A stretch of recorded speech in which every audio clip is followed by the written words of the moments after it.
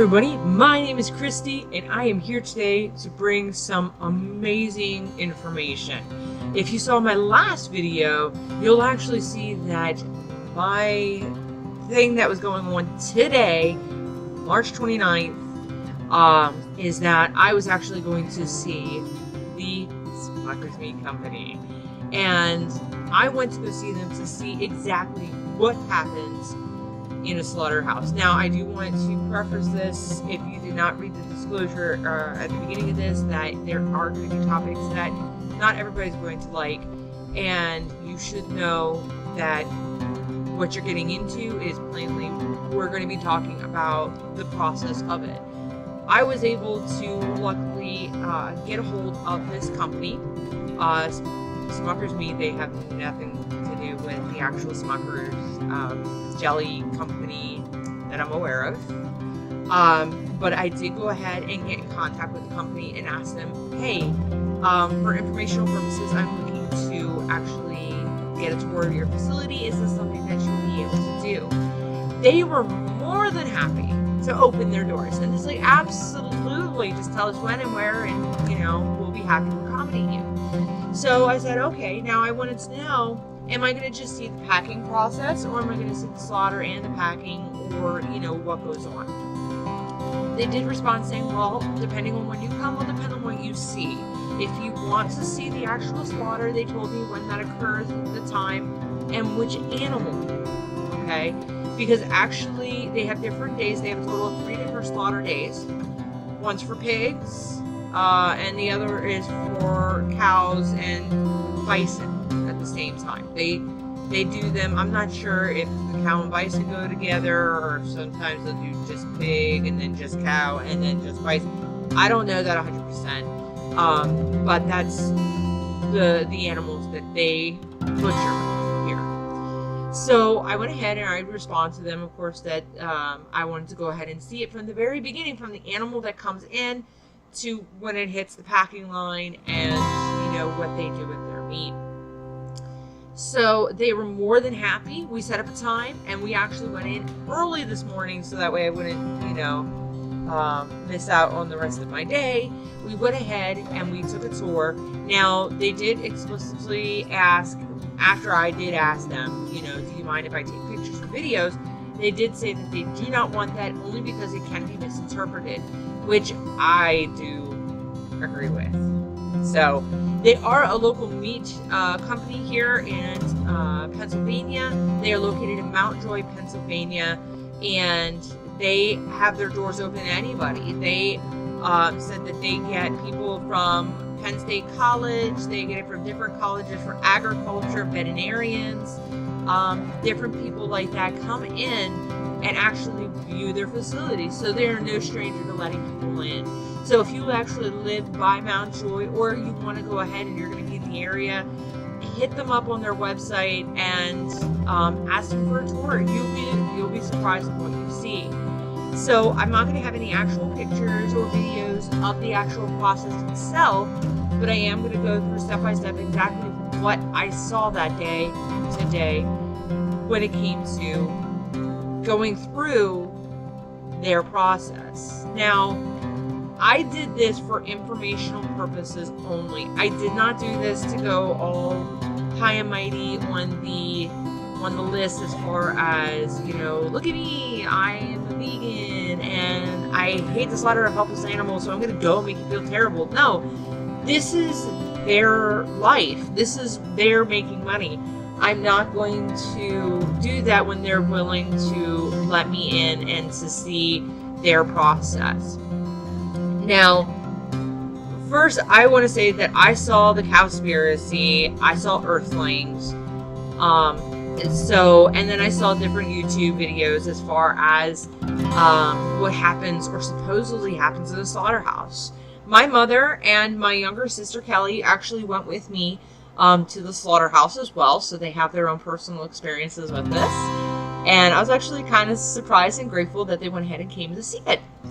But my mom mentioned after I was like, hey, this is what's supposedly going on. She's like, but how do you know that's actually what's happening? and not either faked footage, or even if it's not faked, how do you know that everybody is doing that? Which is a good point, because not a lot of people know where those places are. Even when you watch the Cowspiracy, they don't really tell you exactly where. I think they said one might have been in California and the other is in Ohio, I think. But they gave the impression that it was standard amongst everybody. So it gives you that impression that everybody acts this way when they may or may not. So let's just jump right on in this. The first thing is that this is what you typically see, or you think that you're going to see with a pig. Okay? That in these videos, you're seeing these pigs and other animals, but I just did mostly pigs, on these secret footage that they're getting kicked, they're getting, that they're getting kicked, they're getting beat up, they're getting name called. Like in these videos, you can hear them going, "Move, mother," you know, and all this other stuff. And it is heart-wrenching. It's like, why are you doing this to an animal that has to endure all this? And that's just the pigs. Now, obviously, since this facility also did cows, you know, the one main image that always stuck in my head was what they call the downers, where when the cow cannot move to go into the slaughterhouse, they're dragged in, or that was the impression that they gave you, is that they are dragged in. Okay? Well, we went to the slaughterhouse this day. Again, it's Smucker's meat. Has nothing to do, as far as I'm concerned, with actual Smucker's jelly. I should have asked that. I actually didn't ask that. But I really don't think that they have anything to do with each other. And the thing that really got me was, of course, the warm reception that you got. They were like, "Oh, hey, are you here for a tour? Or, you know, what can I do for you?" And I was like, "Yeah, I have an appointment. Me and my mom and my sister, we are all here to tour your facility." And so they were like, "Oh, great." So they went ahead and made sure that everything was on the up and up, and of course it was. And it wasn't like a lengthy process. That sounds like a lengthy process. So we meet the guy who's going to actually go ahead and give us the tour. I am going to exclude names, except for, of course, the owner, and it's just because it's the owner. You can clearly figure out who he is. But everybody else, I want to keep them anonymous, just for the purposes of this video. And so they say, "Okay, so you want to see the slaughter, you want to see everything." And I'm like, "Yeah, I want to know what happens from the time the animal comes in to the time that basically the animal leaves." So they went ahead and took us to an upstairs room, which was actually what I would call an observation deck. That there's windows where you can look down into it. Now the slaughter, this isn't actually a full slaughterhouse. It looked more like a slaughter room. And you can see at the time that they were already processing. Okay, so they processed 3 cows, technically 3 at a time. One is obviously just freshly killed. One's going through a skinning process and just getting it ready to get everything else taken out. And then the other one actually starts chopping it in half and making sure everything's out and cleaned and everything like that. But we'll get into that in a minute. So there's technically 3 different cows that are being processed, and they're just at different stages. And there's only 3 stages. So what ends up happening is that starting from the very beginning, that there's a pen that they are lined up through like a holding facility. Now they get them in the morning, so they do not sit there. They do not sit there for more than maybe a couple hours. And they come right from the farmers themselves. They said that by the time that they get them, they've already been purchased by the customer, whoever is supposedly going to get this meat at the very end. and they're just there to process it. That's all they're there for to do. So they have it lined up where the owner of the cattle, or whoever's going to be slaughtered that day, comes in. Sorry, I'm just trying to focus. There we go. Comes in with their cows and lead it into a little barn. It's not even very big, because they do not do mass cows. Okay, they said today in about an 8-hour shift they're going to just do 30, because that's all the order calls for is 30 for that day anyway. So, but they do not do really a whole lot of big orders to hold a lot of cattle, so there is no need. Now again, they do regular pigs, cows, and buffalo. And I said, okay. So they then go to it's not really the back area, because you can still see them. But they go back and they guide one in, saying basically, with a rubber paddle kind of thing. It's not electrified or anything. It's just to tap their butt. It's like, come on, come on. Kind of like when your dog won't move, but you want him to move. You're not going to kick him. You're going to just kind of shove his butt. You're just like, come on, come on. So they get him into the pen, and then they use a stun gun. Now, a lot of times people are saying that this is bad, that there's not, you know, this can't be any type of, like, this shouldn't be allowed. It's not humane. Because when they come out, they're still twitching and all this stuff. And I found out that what's actually going on that they don't tell you, the animal itself is brain dead after it has a shot to the head by the stun gun. Some people use bolt guns. That's what they're also known as. And I asked him as well, I was like, how many times does he have to do it twice? And he says it is very rare. The whole time that he's been there doing that, which would be at least probably 9 to 10 years, roughly, the guy that's been doing it, he says he's only had to redo it once. Which they don't tell you.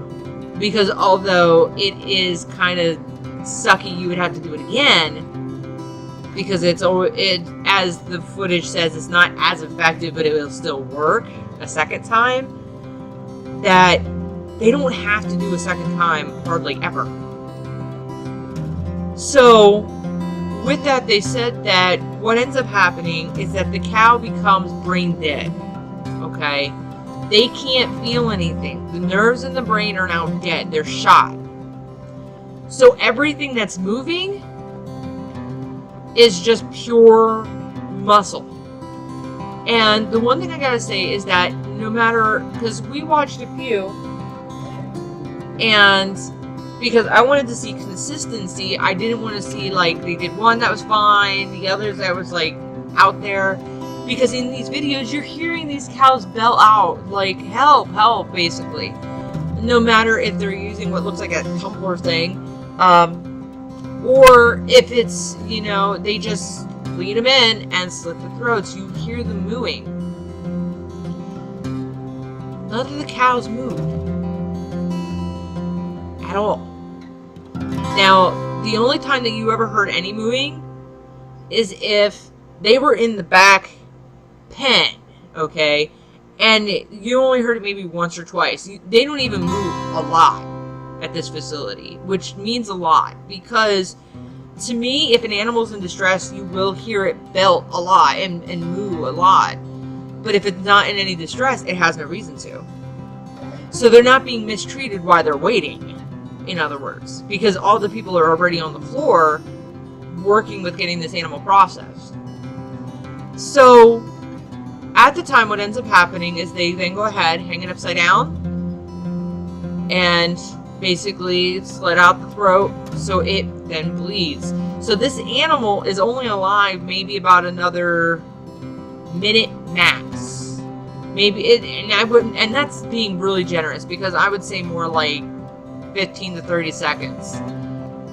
If I had to guess, like if you actually hooked up something that said this is when everything stops. I would guess about 15 to 30 seconds after they hang them up and everything.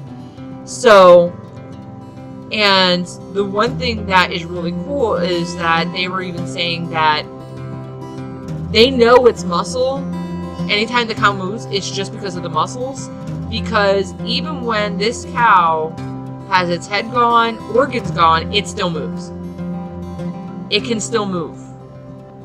And it's because of how fresh it still is. And it's still the muscles within it. So you know that it can't be because the animal is always, it can't always be there in pain. Now, I'm not saying that they're not, like, that that one or another is feeling pain, and that's why they're moving around and everything. Because clearly in these videos that you see online, that you can just Google, they are moving. It is very clear. They're trying to stand up. They're belting. They're doing everything that they can to try to survive, which is kind of pointless. But there was one thing none of those videos had that makes a huge world of difference. This, for Smucker's meat in particular, I did not know this. I purposely went in with little knowledge on purpose to see what information they would give me as far as like what their process is. All their meat is USDA approved. What this means is that according to USDA standards, all animals, no matter what you slaughter, has to be done humanely and has to be healthy, and it has to be able to walk in. It cannot, like, it can't be this. It cannot be this. Okay, so this is debunked in my mind. This is debunked. This does not happen. It's not supposed to happen this way legally. This is not legal. If they want to be USDA approved, which is what gets to your stores. Now, I can't say for sure that this doesn't happen. This doesn't happen and goes to private sellers. Now, they do say that you can, like, if an animal breaks their leg and that's the only reason that they just can't walk in, you can still slaughter it, you can still eat it. The problem is that you just can't put USDA on it. That's the thing. So if your product says USDA approved on it, this isn't going to happen. This isn't happening. They have to walk. They have to be able to walk. So that's debunked. Whoever is doing that is either doing it for their own consumption. They could be doing, now I've seen some of them, and I asked this, I said, I see some of them, they'll do them in mass quantities the same way, and some of them have basically downers, ones that cannot walk to get to the slaughter. And they said for those, at least for the ones who cannot walk, typically those will then become privately eaten, where it's personally consumed, which doesn't have to be USDA approved if you're not selling it. So that was a very good information to know. So these things that are going on, okay, have to be USDA approved in order to get into your store. Like this here, okay?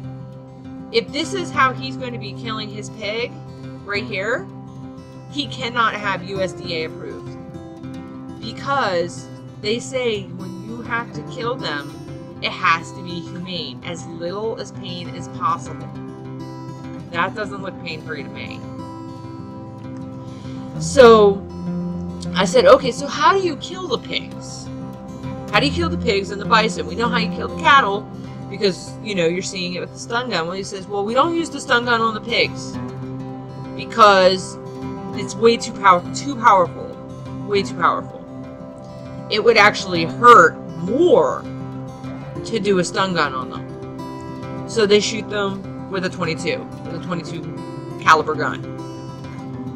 As far as bison, they said we can't use it only because their skulls are too thick. It won't do anything. It won't penetrate to do the job it's supposed to do. So they have to use a different form of caliber gun I don't remember the actual amount, like size. I don't remember, honestly.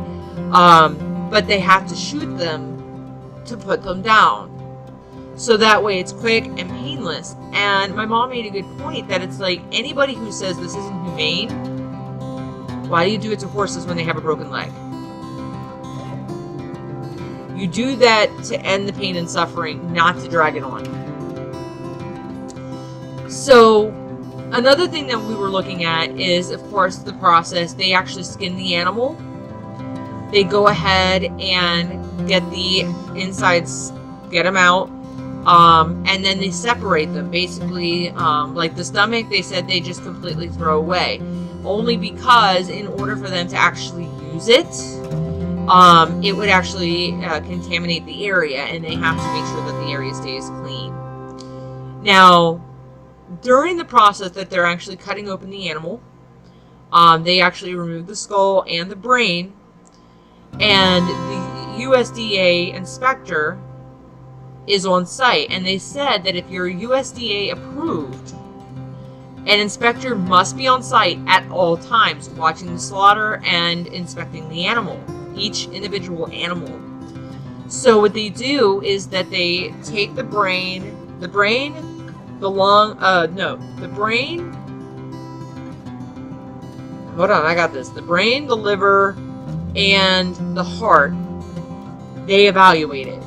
Literally. If they find anything wrong with it, that animal can be scrapped, because they're looking for any, like, blood clots, they're looking for any tumors, heart disease, like anything that can cause an issue with the meat itself.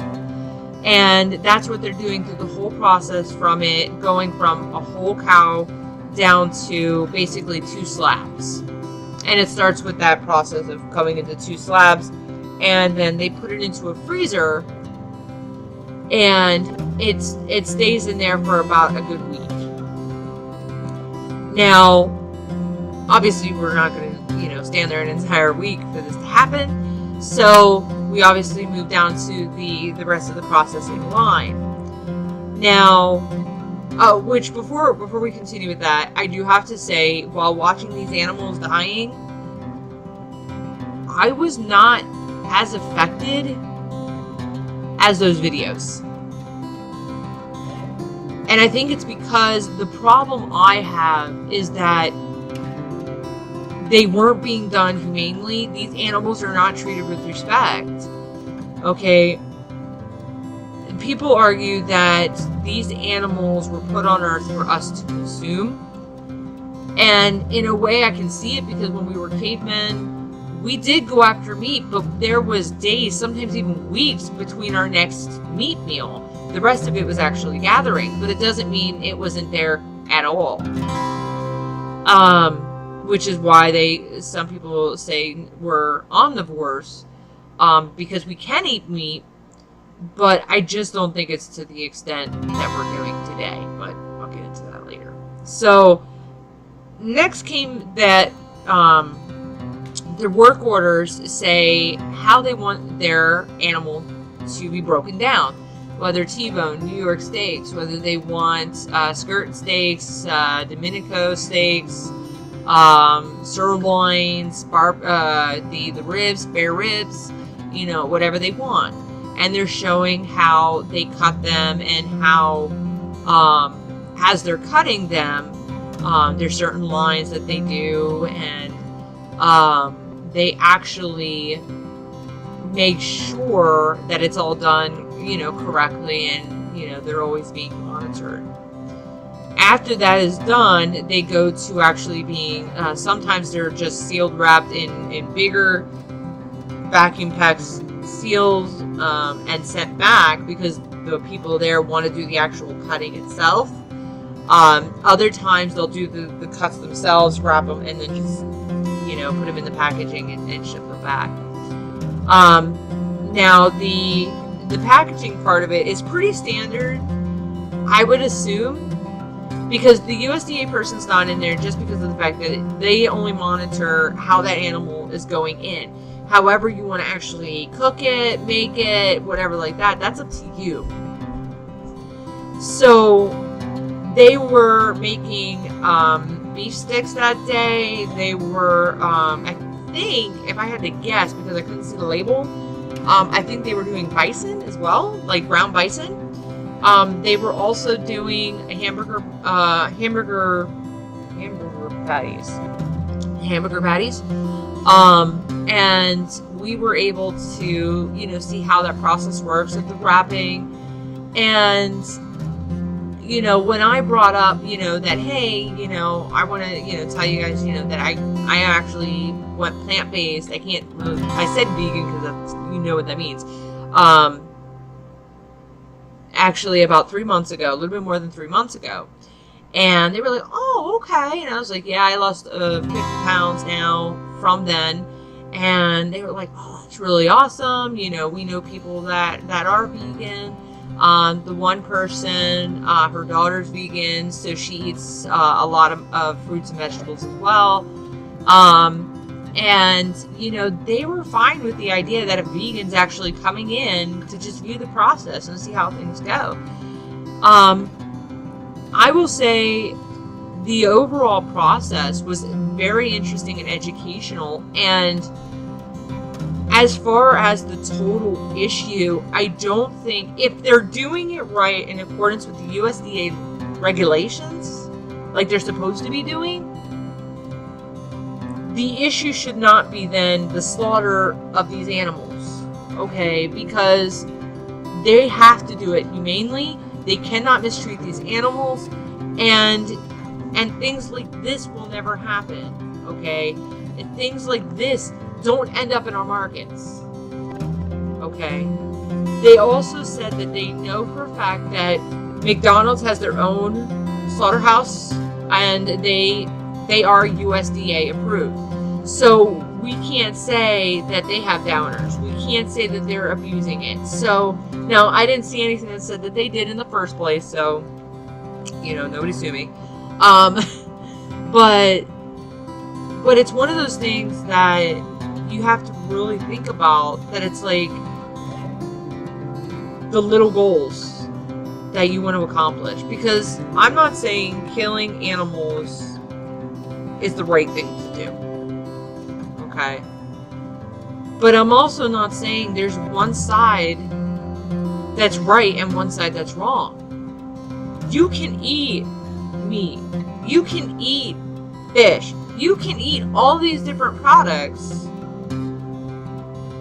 But it's about making sure it's very minimal.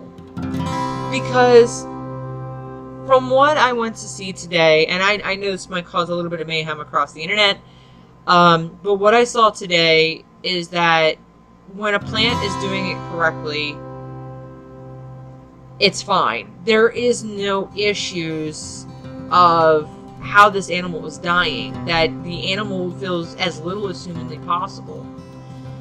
Now, when they're doing it incorrectly, that's when you need to stand up and say, no, you can't do this. We will not eat food that's not USDA approved. Even if it is yourself, like, you know, a personal butcher that says, hey, I got extra cuts. Is it really extra? Or maybe is it that downer they couldn't actually sell? So that's the one thing. The other thing is that if the other major problem is just the methane that comes from the waste of raising these cows, plus of course the land and the feed that it takes. If we reduce dramatically the amount of meat that we eat on a daily occasion, that would help so dramatically, and everybody can be happy. The vegans can be happy because they're saving thousands of lives. The meat eaters can be happy because they don't have to give up meat per se. They don't have to give it up completely. Like, if there's somebody in your life that eats meat Monday through Sunday, some way, somehow, whether it's a steak, whether it's a cheeseburger, whether it's, you know, I'm trying to just think of other ways, that you're having pizza every single day and adding extra pepperonis and, like, having these, like, big sandwiches with meat in them, you know, you have to really look at the total amount of meat you eat. If you look at just meat in like the regular raw packaging, as far as like ground beef, the regular steaks and stuff like that, yeah, you may not eat a lot of that. But what about if you go out to eat at Wendy's or McDonald's? You're still eating beef. It just has more colors. And if we reduce the amount that we actually eat of meat, we won't need to overbreed. We won't need to overbreed. This reduce the methane that's being released into the atmosphere, reversing global warming. In addition, making more available land to grow food for people that are starving. Everybody could be happy. Now there is controversy as far as would everybody be satisfied with it. I think that if everybody at least limited to 2 times a week, you actually had some form of meat, whether 2 days, you know, you went out, you had a cheeseburger, and then you had a pizza for dinner, and it wasn't vegan. Okay. And then, you know, you could skip, like you do Monday, and you skip Tuesday, Wednesday, Thursday. I'm sorry, I think I just heard a bug or something. Did I did. Leave that in. Yeah, they're just stink bugs. It's not gonna hurt me. But these people that eat it every single day for their lives, it's gonna affect you health-wise, and it's going to affect the whole ecosystem altogether. So I don't want to keep this going too much longer, but I want to thank you guys, of course, for watching this, because I know it is lengthy. I know it's a hard topic.